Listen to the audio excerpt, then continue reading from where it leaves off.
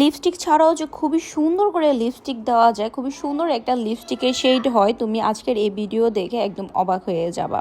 আজকের পর থেকে তোমার লিপস্টিক কেনার টাকাটা একদমই বেঁচে যাবে, ট্রাস্ট মি, ভিডিও দেখলেই তুমি বুঝতে পারবা। অবশ্যই কনসিলার দিয়ে নিবা ঠোঁটের উপরে, তারপরে সুন্দর করে ব্লেন্ড করে নিবা। এরপর একটা রেড শেডের লিপ লাইনার লাগবে, জাস্ট একটা লিপ লাইনার দিয়ে খুবই সুন্দর করে লিপস্টিক দিতে পারবা।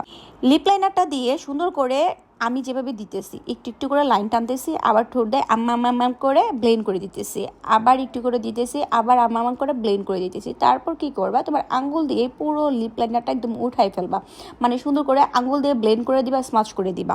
যখন কালারটা একদমই নিউড কালার হবে তখন কি করবা, আবারও কি করবা, লিপ লাইনারটা দিয়ে সুন্দর করে লিপটাকে লাইন করে নিবা, আবারও ওই লাইনটা সুন্দর করে হাত দিয়ে স্মাচ করে দিবা। আমি ভিডিওতে যেমনটা দেখাইতেছি ঠিক সেম এভাবেই দিবা।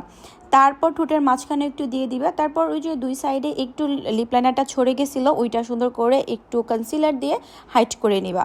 তারপর আঙ্গুল দিয়ে ব্লেন্ড করে নিবা। তারপর যেটা করতে হবে, এখন হচ্ছে একটু লিপ গ্লস দিয়ে দিবা। চাইলে তুমি লিপ গ্লস না দিলেও খুবই সুন্দর লাগবে, আর লিপ গ্লস দিলে বেস্ট একটা লুক পাবা, খুবই সুন্দর লাগে, খুবই সুন্দর লাগে। ট্রাস্ট মি, এইভাবে একবার লিপ লাইনার দিয়ে লিপস্টিক দিয়ে দেখো, জাস্ট তুমি লিপ লাইনার কিনবা, আর কোনো ধরনের লিপস্টিক কেনার কোনো দরকার হবে না তোমার। খুবই ন্যাচারাল একটা লিপস্টিকের শেড এইটা। এমনিতেই মনে হবে তোমার লিপটা পিঙ্ক পিঙ্ক, কোনো ধরনের লিপস্টিক দিয়েছো এটা মনেই হয় না। তো অবশ্যই ট্রাই করে কমেন্ট করে জানাবা।